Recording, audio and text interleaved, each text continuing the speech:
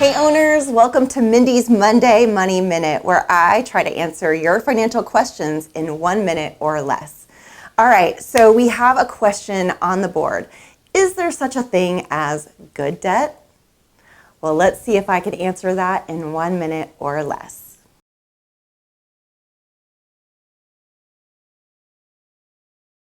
So there are 3 rules to borrowing money, all right, to determine whether or not that you are borrowing for good debt or bad debt. All right, bad debt we want to pay off. Good debt is essentially something that you might want to keep leveraged with a bank. All right, so here are the rules. Ready? Rule number 1, does the asset provide a tax benefit? All right, so that's rule number 1. Number 2 is, does the asset appreciate in value? And then rule number 3, and this is the one that really throws a lot of things into bad debt. Ready? Does the asset produce income?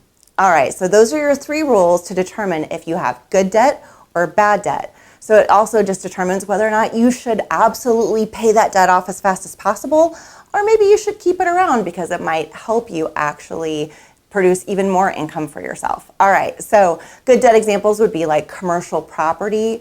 Sometimes business debt could be good debt. Sometimes even other real estate debt could potentially be good debt, right? Because it follows all 3 rules.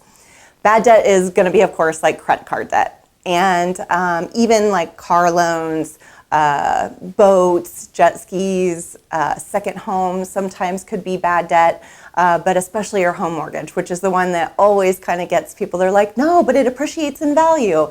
Yeah, but it doesn't produce an income. So it still classifies as bad debt, and you want to pay that off as soon as possible. Okay, so hopefully this answers your question. Hopefully I did that in 1 minute or less. And I look forward to hearing about what questions you want me to answer in 1 minute or less on the next episode of Mendy's Monday Money Minute.